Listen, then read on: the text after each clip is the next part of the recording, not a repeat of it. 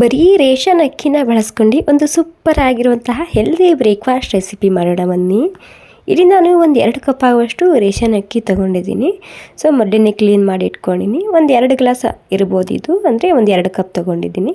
ಇದಕ್ಕೆ 1 ಚಮಚ ಮೆಂತ್ಯ ಸೇರಿಸ್ತಿದ್ದೀನಿ. ಮೆಂತ್ಯ ಹಾಕಿದ್ದನ್ನು ಕ್ಲೀನಾಗಿ ಒಂದು 2 ಸಲ ತೊಳ್ಕೊಂಡು ತೊಗೊತಿದ್ದೀನಿ.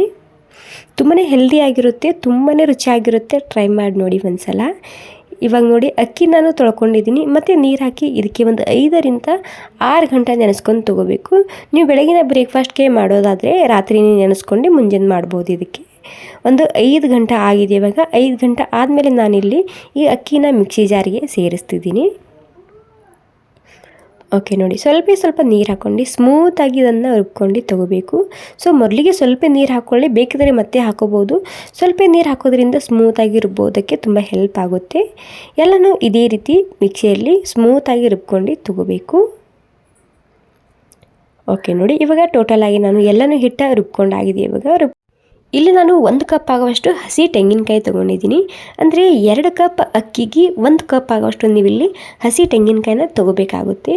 ತುಂಬಾ ರುಚಿಯಾಗಿರುತ್ತೆ ಈ ತೆಂಗಿನಕಾಯಿ ಹಾಕೋದ್ರಿಂದ. ಇದಕ್ಕೆ ನೀವು ಏನಂತ ಹೆಸರು ಇಡ್ತೀರ ಅಂತೇಳಿ ನನಗೆ ಕಮೆಂಟ್ ಮಾಡಿ ತಿಳಿಸಿ. ಇವಾಗ ನೋಡಿ, ಈ ತೆಂಗಿನಕಾಯಿ ಸ್ವಲ್ಪ ನೀರು ಹಾಕ್ಕೊಂಡು ಸ್ಮೂತಾಗಿ ರುಬ್ಕೊಂಡು ತೊಗೊಂಡು ಈ ಹಿಟ್ಟಿನಲ್ಲಿ ಸೇರಿಸ್ತಿದ್ದೀನಿ. ಇವಾಗ ಏನಿಲ್ಲ, ನೀಟಾಗಿ 2 ಸೇರಿಸಿ ಮಿಕ್ಸ್ ಮಾಡ್ಕೋಬೇಕು. ಇವಾಗ ಇದಕ್ಕೆ ರುಚಿಗೆ ತಕ್ಕಷ್ಟು ಉಪ್ಪು ಕೂಡ ಸೇರಿಸ್ತಿದ್ದೀನಿ.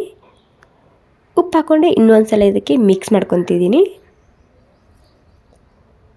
ಓಕೆ ನೋಡಿ, ಎಲ್ಲ ಸೇರಿಸಿ ಮಿಕ್ಸ್ ಮಾಡ್ಕೊತಿದ್ದೀನಿ. ಮಿಕ್ಸ್ ಮಾಡ್ಕೊಂಡು ಇದಕ್ಕೆ ಸರಿಸುಮಾರು ಅಥವಾ ರಾತ್ರಿ ಪೂರ್ತಿ ಇದಕ್ಕೆ ಹಾಗೆಯೇ ಬಿಡಬೇಕಾಗುತ್ತೆ. ಬೆಳಗಿನ ಬ್ರೇಕ್ಫಾಸ್ಟ್ಗೆ ಮಾಡ್ಕೋಬೋದು ಇದನ್ನು ನೀವು.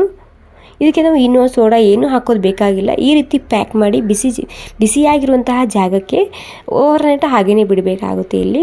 ಓಕೆ ನೋಡಿ, ಓವರ್ನೈಟ್ ಪೂರ್ತಿ ಬಿಟ್ಟಿದ್ದ ನಾನು ಇವಾಗ ನಿಮಗೆ ಬೆಳಗ್ಗೆ ತೋರಿಸ್ತಿದ್ದೀನಿ ಎಷ್ಟು ಸರಿಯಾಗಿ ಹುದುಗಿ ಬಂದಿದೆ ನೋಡಿ. ಸೊ ಇದಕ್ಕೆ ನೀವು ಇವಾಗ ಈನೋ ಸೋಡಾ ಏನೂ ಹಾಕೋದು ಬೇಕಾಗಿಲ್ಲ.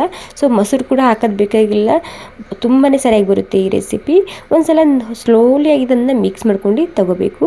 ಜಾಸ್ತಿ ಗಟ್ಟಿ ಕೂಡ ಇರಬಾರ್ದು, ಜಾಸ್ತಿ ತಿಳಿ ಕೂಡ ಇರಬಾರ್ದು, ಮೀಡಿಯಮ್ ಆಗಿರಬೇಕು ಈ ಹಿಟ್ಟ. ಇಲ್ಲಿ ದೋಸೆ ಹಂಚು ಕೂಡ ಬಿಸಿಯಾಗಿದೆ. ಏನಿಲ್ಲ, ಇವಾಗ ಈ ದೋಸೆನ ಹಾಕೋಬೇಕು. ಆರೋಗ್ಯಕರ ದೋಸೆ ಅಂತ ಕೂಡ ನೀವು ಇದನ್ನು ಹೇಳ್ಕೋಬೋದು. ಅಂದರೆ ಇದರಲ್ಲಿ ಹಸಿ ತೆಂಗಿನಕಾಯಿ ಮತ್ತು ಅಕ್ಕಿ ಮಾತ್ರ ಇರೋದು. 1 ಚಮಚ ಉದ್ದಿನಬೇಳೆ ಇದ್ದರೆ ಸಾಕು. ಈ ರೆಸಿಪಿನ ಟ್ರೈ ಮಾಡಿ ನೋಡಿ. ತುಂಬಾ ಹೆಲ್ದಿಯಾಗಿರುತ್ತೆ ಮತ್ತು ತುಂಬಾ ಸಾಫ್ಟಾಗಿ ಮೃದುವಾಗಿ ಬರುತ್ತೆ. ಹಾಗೆ ಬಾಯಲ್ಲಿಟ್ಟರೆ ಕರಗೋಗುತ್ತೆ ಈ ದೋಸೆ. ಇವಾಗ ನೋಡಿ, ಸ್ಲೋ ಗ್ಯಾಸ್ನಲ್ಲಿ ಒಂದು 2 ನಿಮಿಷ ಇದಕ್ಕೆ ಮುಚ್ಚಿಟ್ಟಿದ್ದ. ಇವಾಗ ಇದನ್ನು ಮೇಲೆ ಡ್ರೈ ಆದಮೇಲೆ ಇದನ್ನು ಉಲ್ಟಾ ಹಾಕ್ತಿದ್ದೀನಿ. ಓಕೆ ನೋಡಿ, 2 ಕಡೆಗೆ ಸರಿಯಾಗಿ ಬೇಯಿಸ್ಕೊಂಡು ತೊಗೋಬೇಕು. ಎಷ್ಟು ಸರಿಯಾಗಿ ಬಂದಿದೆ ನೋಡಿ, ತುಂಬಾ ಸರಿಯಾಗಿ ಕಾಣ್ತಿದೆ. ಇದು ನಿಮಗೆ ಅಷ್ಟು ಸರಿಯಾಗಿ ಕಾಣ್ತಿಲ್ಲ, ಯಾಕಂದರೆ ಈ ವಿಡಿಯೋ ನಾನು ರಾತ್ರಿ ಶೂಟ್ ಮಾಡ್ತಿರೋದು. ಹೀಗಾಗಿ ನಿಮಗೆ ಅಷ್ಟೊಂದು ಕ್ಲಿಯರಾಗಿ ಕಾಣ್ತಿಲ್ಲ. ಬಟ್ ಹೊರಗಡೆ ತುಂಬಾ ಸರಿಯಾಗಿ ಕಲರ್ ಬಂದಿದೆ ಇದಕ್ಕೆ. ವಾವ್ ನೋಡಿ, ಜೇನುಗೂಡು ಯಾವ ರೀತಿ ಇರುತ್ತೆ ನೋಡಿ, ಅದೇ ರೀತಿ ಕಾಣ್ತಿದೆ, ಅದೇ ರೀತಿ ಬಂದಿದೆ. ಅಷ್ಟೇ ಅಲ್ಲ, ತಿನ್ನೋಕ್ಕೆ ಸಿಕ್ಕಾಪಟ್ಟೆ ರುಚಿಯಾಗಿರುತ್ತೆ. ಇದು ಬೆಳಗಿನ ಬ್ರೇಕ್ಫಾಸ್ಟ್ಗೆ ಅಥವಾ ರಾತ್ರಿ ಊಟಕ್ಕೆ ಸೂಪರ್ ಆಗಿರುತ್ತೆ. ಇಷ್ಟ ಆಗಿದ್ರೆ ಒಂದು ಲೈಕ್ ಮಾಡಿ. ಥ್ಯಾಂಕ್ ಯು ಸೊ ಮಚ್ ಎಲ್ರಿಗೂ.